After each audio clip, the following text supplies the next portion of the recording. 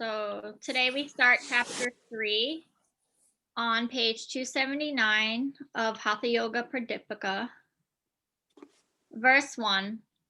As the serpent Shesnaga upholds the earth and its mountains and woods, so Kundalini is the support of all of the yoga practices. The phenomenon of Kundalini is the basis of Tantra and yoga. Kundalini yoga is the process of bringing together the two opposite poles of energy in the body so that they meet in the nucleus of matter, Muladhara chakra, and release the inner potential energy. That energy is called Kundalini Shakti.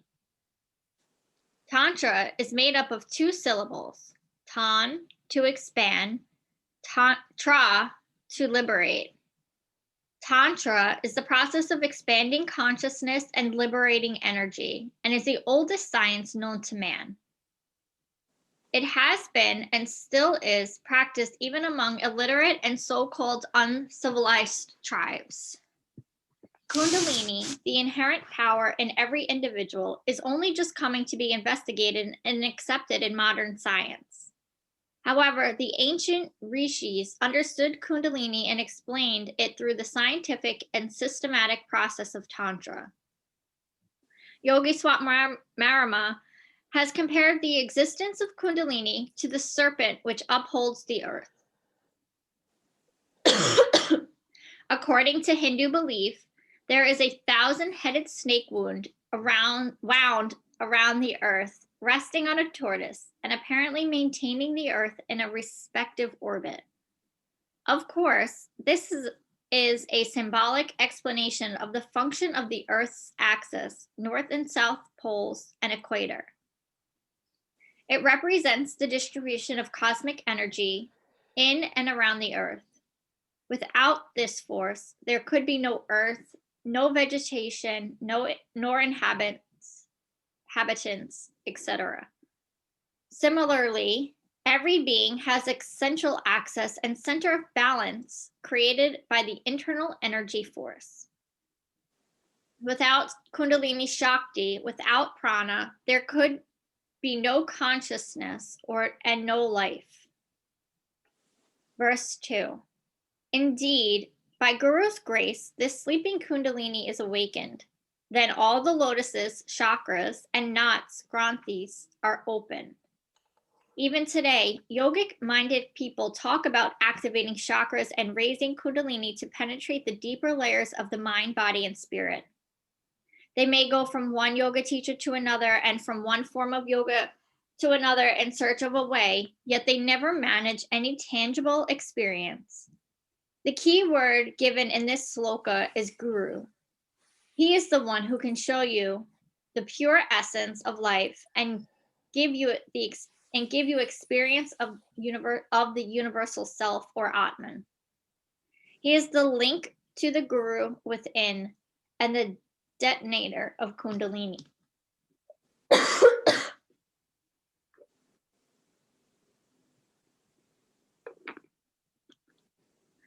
Only if it is the Guru's will can Kundalini awaken and ascend through Sushumna Nadi to illumine these silent areas of the brain.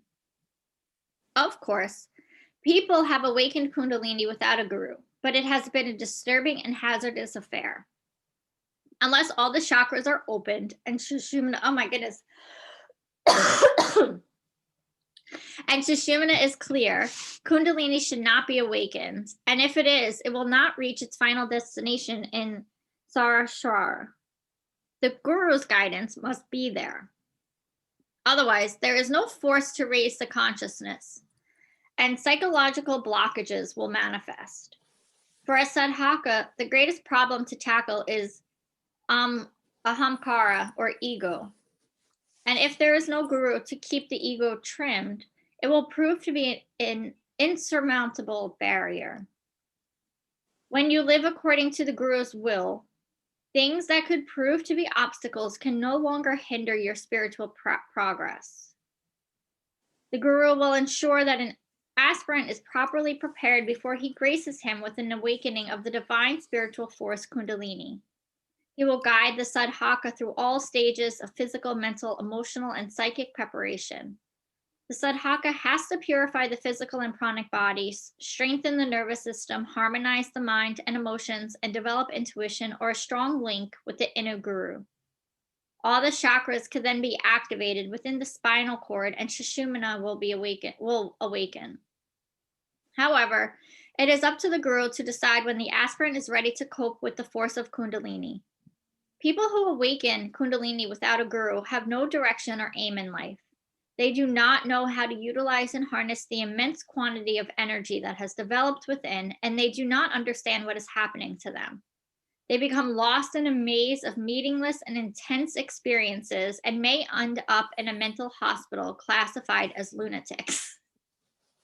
If Kundalini ascends through Ida instead of Sushumna, they may have fantastic psychic experiences and become so introverted and withdrawn that they cannot function in the external world. Or if Kundalini rises through Pingala, they may become lost in pranic phenomena and the experiences of the external world. Kundalini can never reach Sahasrara without direction from the guru. Guru may be external or internal, but for most people, it is easier to follow the verbal instruction of one who is physically present than to trust any guidance that comes from within. Both the inner guru and the outer guru guide the disciple through Ajna chakra, which is your third eye. If Kundalini is to travel up to the higher brain centers, Ajna must already be functioning. Muladhara, which is the root, is the negative energy pole, and Ajna is the positive. If the negative pole is awakened, then the positive pole must also be awakened to create the force of attraction. It is the law of nature that energy of the negative pole is attracted to the positive. Therefore, when Ajna awakens, the energy which resides in Muladhara will be drawn towards it. This same principle of attraction exists between the guru and disciple. The disciple represents the negative pole of energy, and the guru is positive. An aspirant may have a keen desire for transcendental knowledge, but it is only on finding a guru that one can move toward the higher experience. One will be drawn closer and closer to the guru internally, and thereby the guru can help remove internal blockages. However, guru's instructions must be followed implicitly. The disciple must be like a patient under anesthesia in an operating theater and let the guru be the surgeon. The patient who screams and runs away in terror can never be helped. Likewise, a disciple has to be subservient to the guru's commands, and his actions must be in accordance with the guru's will. Then indeed, verse 3, then indeed Sushumna becomes the pathway of prana. Mind is free of all connections and death is averted. When the chakras are activated, Sushumna is clear and Kundalini Shakti awakens in Muladhara. There is only one way for it to move, straight up the center. At that time, the mind becomes unsupported or free of all connections. The mind is the composite structure of 24 elements, 5 karmadriyas, 5 jnanadriyas, 5 tan mantras, 5 tattvas, amkara, chitta, mani, manas, and buddhi. If you celebrate these elements, if you separate these elements and eliminate their function, the mind has no base to operate from. It is unsupported. With the awakening of Kundalini, the elements of the mind are separated. One's perception alters, and the consciousness undergoes a different experience. I'm hoping she goes into more detail on those 24 elements. Otherwise, we can circle back and dive deeper into them. With the awakening of Kundalini, both hemispheres and the dormant areas of the brain become active. Perception becomes independent of the sense organs. Deeper states of consciousness are entered, and then there is cosmic experience. When individual consciousness has been transcended and only cosmic experience exists, there is no comprehension or individuality. Death is an experience of the individual mind and body. If consciousness is universal, then the individual body and mind are like one of the millions of tiny body cells. When a body cell dies or is reproduced, you do not feel that you have died or you have just been born. However, your consciousness was limited to the cells. Then you would experience death and birth every minute. Because your consciousness exists in the body as a whole, you do not feel this momentary death and birth process. Therefore, when you experience the cosmos as a whole, there can be no birth, no death, and no birth, only experience of the process in its entirety.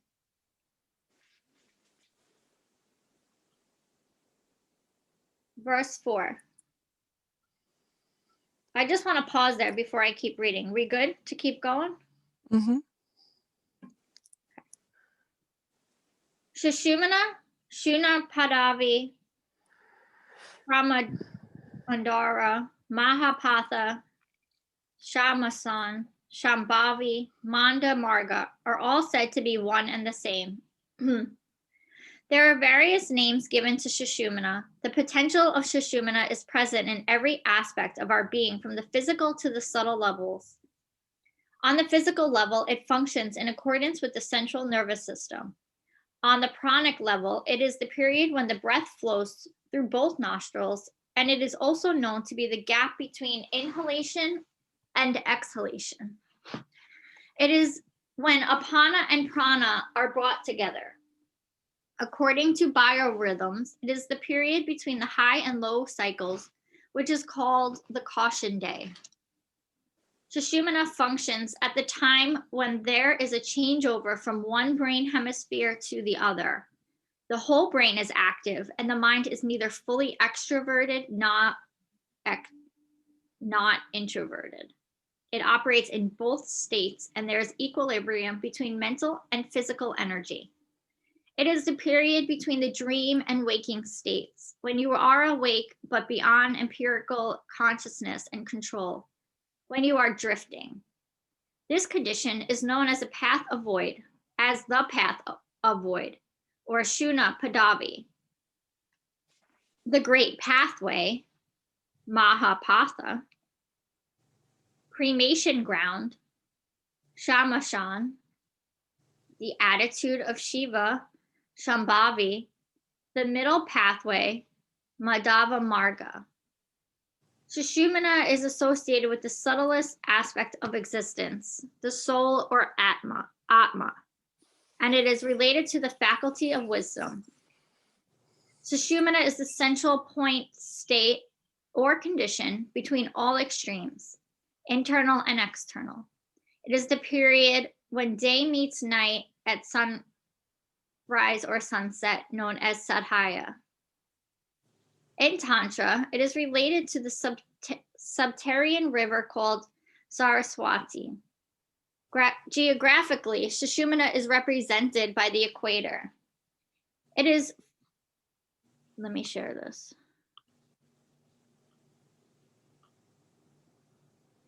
In the following chart, the different manifestations representing Sushumna, Ida, and Pingala are given.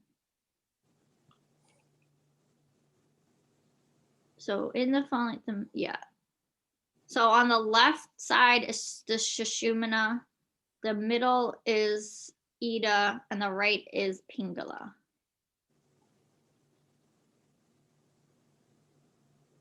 I'm not going to read through all of these.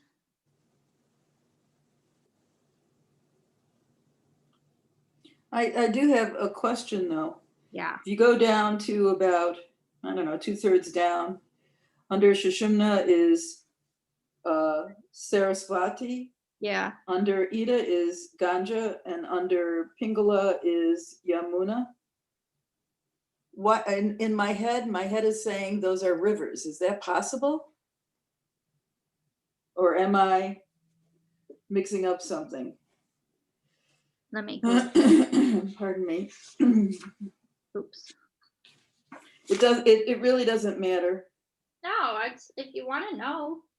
Well, okay, in the index, it is a river, but it's also divine form. Sarasvati is divine form of cosmic Shakti, goddess creative power of Brahma, who bestows knowledge of fine arts and the power of speech. There is also the Sarasvati River, subterranean holy river in India, which connects the Ganga and Yamuna and Prayag, which I'm not sure I'm saying these correctly, Uttar Pradesh, associated with Sushumna Nadi in the subtle body. Is that a real river or is that a metaphorical subterranean holy river? Which one? The Yamuna? No, the Sarasvati River, the subterranean holy river in India, which connects with the Ganga and the Yamuna in Prague. So, Amanda, you were in India. Is that a real river? I can't remember. I feel like one of them isn't there anymore. Maybe. Okay, so my fantasy is it's Sarasvati that isn't there anymore. Ganga is definitely there. I don't know about Yamuna. I'm Googling. Maybe it was Yamuna that wasn't there. I gotta look it up. Oh, But they okay. say it's like energetically still there, but not physically still there or something. Yeah, yeah. I mean, they say that like, what is it? The ganja flows from Shiva's hair. Ah, It's like, it gives life or something like that. I have to look further into it though. okay, I can too. So sorry for pausing us, but That's I okay. love this stuff because some of it is like based in reality, some of it is metaphorical, and it all works together. Yeah, it's cool stuff. I mean, the Ganges has has properties that even when it's all polluted, Yeah. it heals people's wounds. It has this like crazy property of being super healing.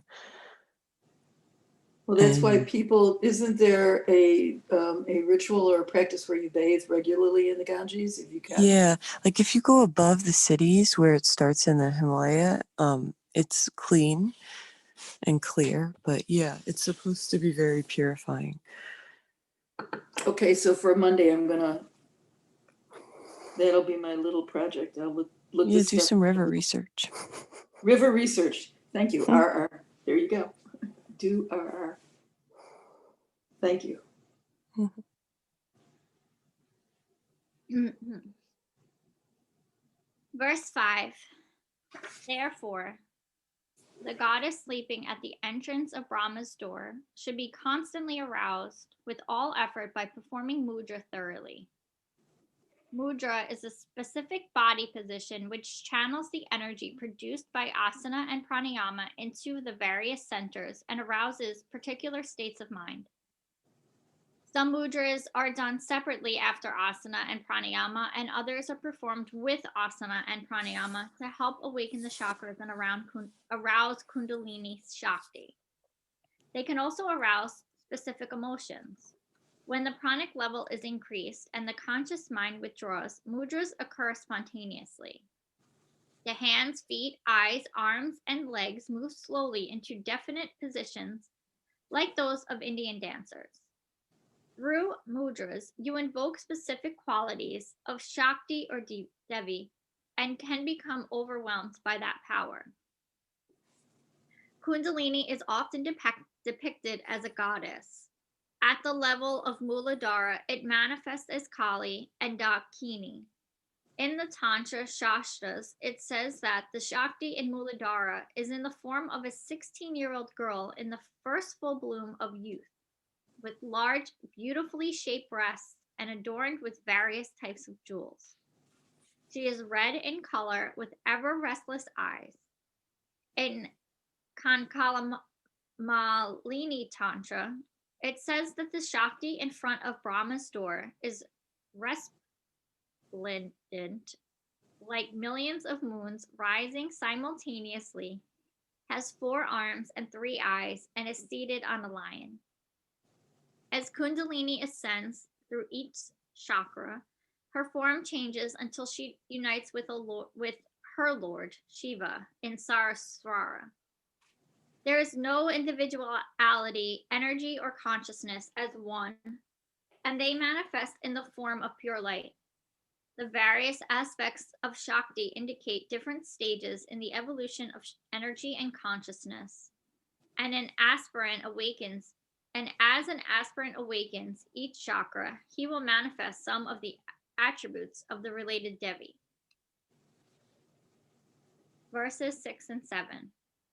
Mahamudra, Mahabandha, Mahaveda, Kacheri, Udyanda, Mulabandha, and Jalaharabandha.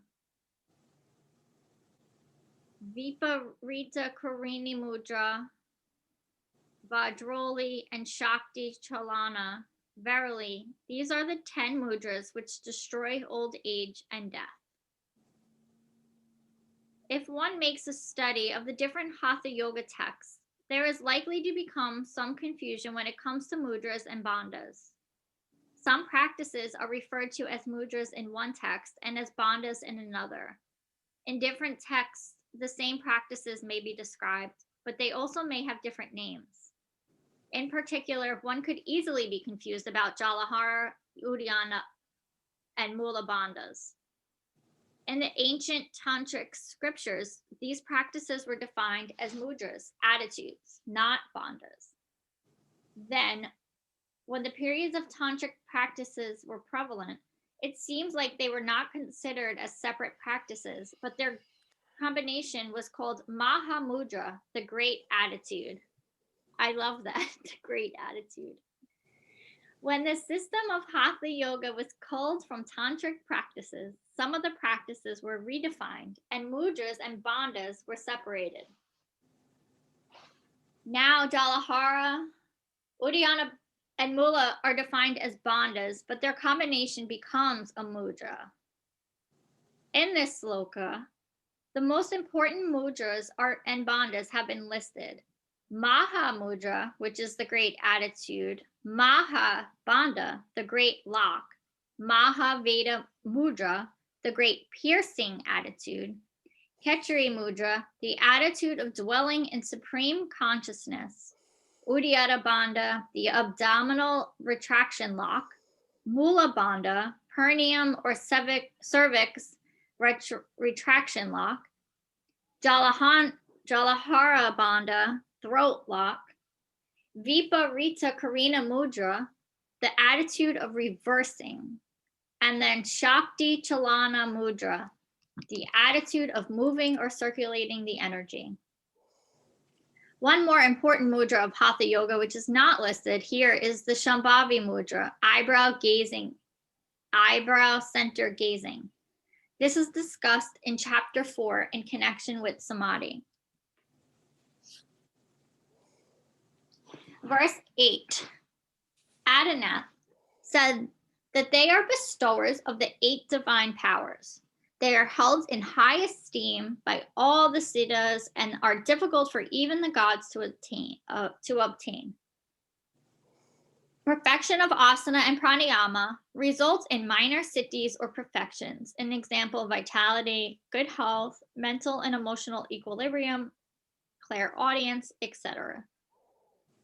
However, perfection of mudras and bandhas results in attainment of major siddhis such as anima, mahima, garima, prapti, prakamya, vasitva, ishatva, which are described in chapter 1. In the Yoga Sutras, also these 8 siddhis are listed and are called Ashtasiddhi.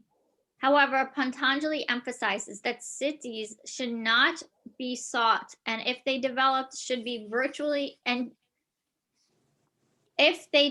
they should virtually be ignored and definitely not exhibited. According to him, they are obstacles on the path to samadhi, and they can completely hinder one's spiritual evolution. Therefore, through mudras and bandhas, therefore, although mudras and bandhas can bestow divine powers, they should not be practiced for this purpose. I think I paused there for a second. Oh wait, let me read this last one. Verse 9. These must remain secret, just like precious stones, and not be talked about to anyone, just as one does not tell others about his intimate relations with his wife. We are repeatedly reminded that neither the practices, the siddhis, nor the sadhana can be divulged to anyone. It is the Guru's decision who should be given the knowledge, and it can only be gained through experience. There is no merit in trying to share one's spiritual experiences with another. Now I'll pause. I guess it's like disappointing to me about this. No sharing spiritual experiences with each other. I mean, I can go back and forth in my head about it. You know, I sort of fantasized that it was like saying, this is your experience. This is how you got to wherever you are. Don't tell somebody else, do this. You're not a guru. Keep it to yourself. These things, I hate to, okay, these things have worked for you in this way, but everyone is different and everyone reaches it via different paths and needs the guidance of a guru to find out which tools are going to work. So that's my really projected I think that's interpretation. fair. Like, let people have their own experience. I guess what I was thinking more lines of like, without sharing story, how are people supposed to ever find out about? I don't know. It also follows the thing where, you know, and this was in the sutras also, where upon don't share tricks. If you are having a paranormal experience, first of all, that ain't the focus. So, you know, back off. And secondly, don't share your tricks with other people. That's not the point of this. Yeah. So. Well, I'm not even talking about that extreme. I mean, and maybe I'm not reading this correctly, but when she says, you know, don't even discuss your sadhana practice, like with people, like this morning, like don't even tell people that you meditate for 20 minutes every day. Like, don't even share that. And I can see, I have this problem too, like with my volunteering often, like you're not supposed, well, who knows what you're supposed to do, but like some people will take me talking about volunteering as like bragging about what I'm doing. And I can see why they think that, but I'm doing it. I'm sharing this story to encourage others to do it. So like when she's saying like, don't talk about your practices, I can see why she's saying it. But on the other hand, maybe it encourages others to do, like, oh, you meditate every day, you plank every day, you know, like, but then how are people even supposed to find out about these practices if people aren't sharing the benefits of them, I guess? I don't take it as, I didn't hear it as extreme as that. I didn't hear it as a huge prohibition, but I guess she's just training the student early not to, because then when they get to their later stages with these powerful psychic powers, they don't go bragging about it. It's like a delicate balance with your ego. I have it all the time with myself. Like, am I sharing this because I want to encourage people, or am I sharing it because I'm doing it selfishly?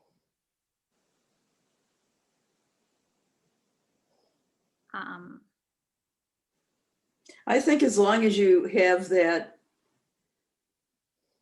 sort of gated thought that pops up in your head regularly, you're not in trouble, Pam. Yeah, no, I know. Yeah. I hear what she's saying. I'm with you all the way, because I share my things, and I share them because I believe that's how we've learned from the beginning of time. If people kept things to themselves, we would never learn anything. But I agree also with what you said at the end. I guess she's trying to prepare for the end when you have these psychic experiences, but I would have written it differently also. I would have said to keep those secret, not everything else.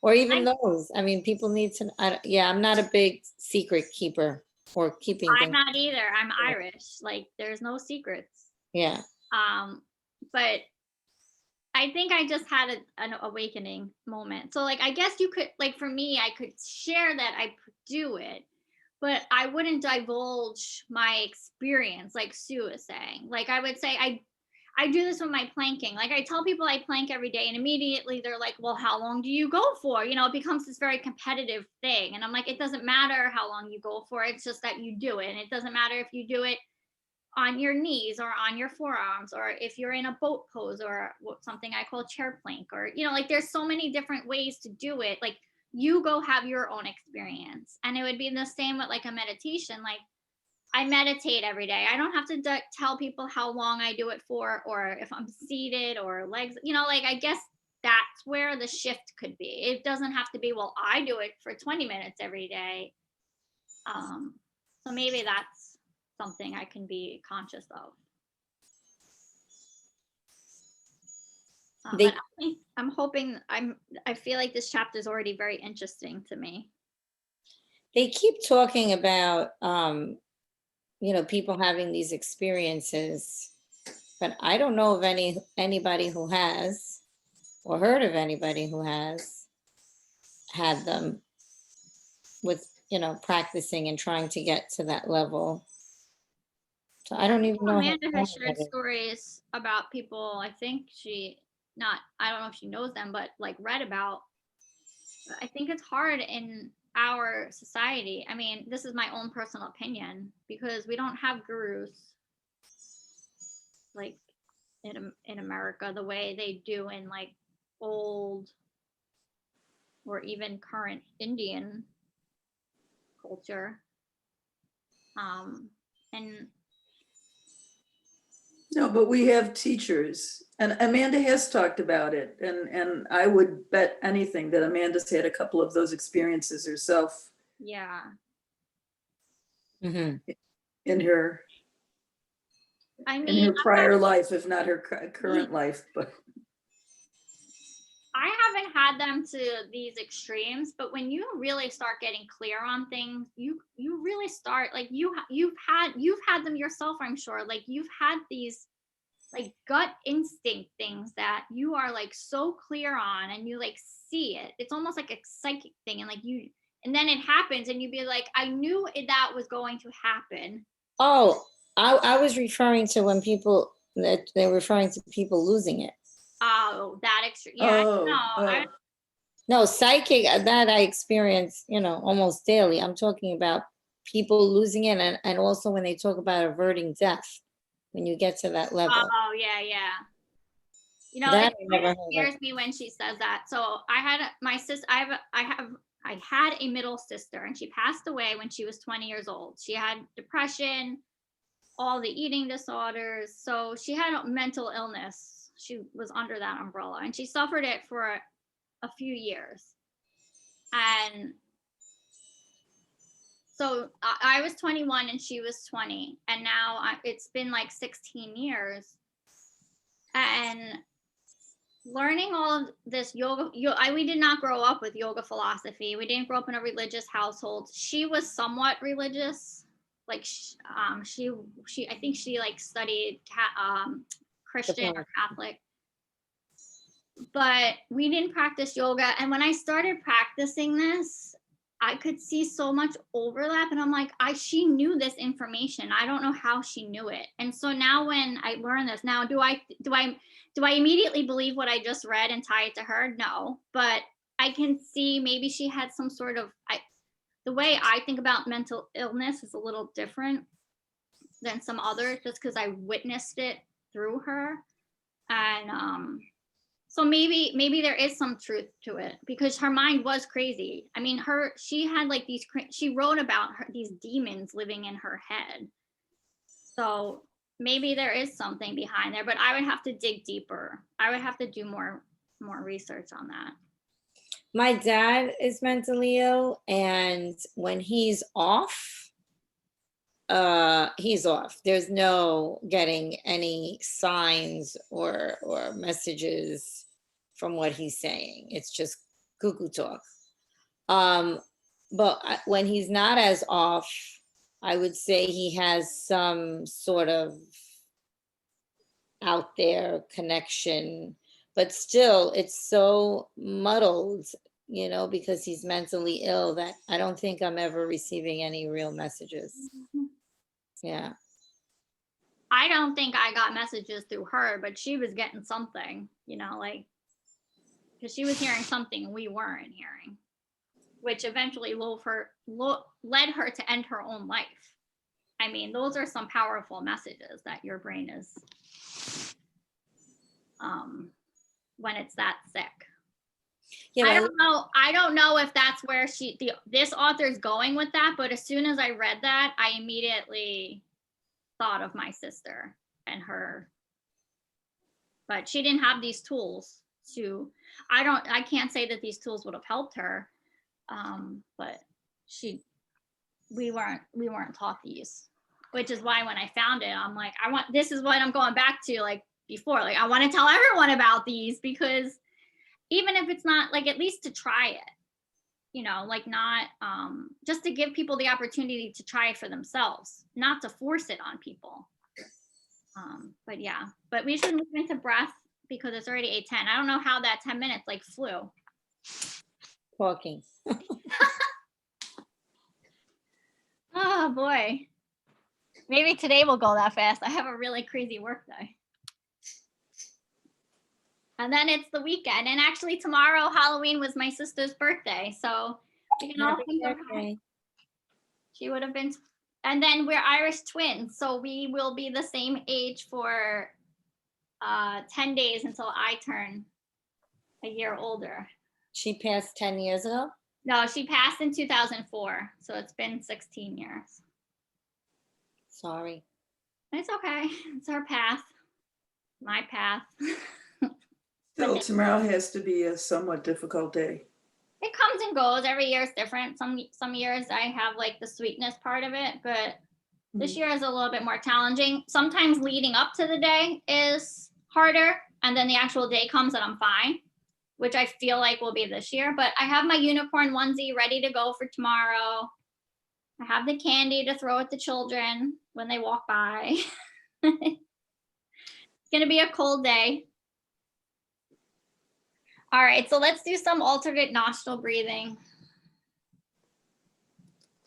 Taking your right hand over your face, close your right nostril with your right thumb. Inhale through your left. Close left, exhale right. Inhale right. Close right, exhale left. Inhale left. Close left, exhale right. Inhale right. Close right, exhale left. Taking a few more rounds like that on your own breath, adding retention if it's in your practice.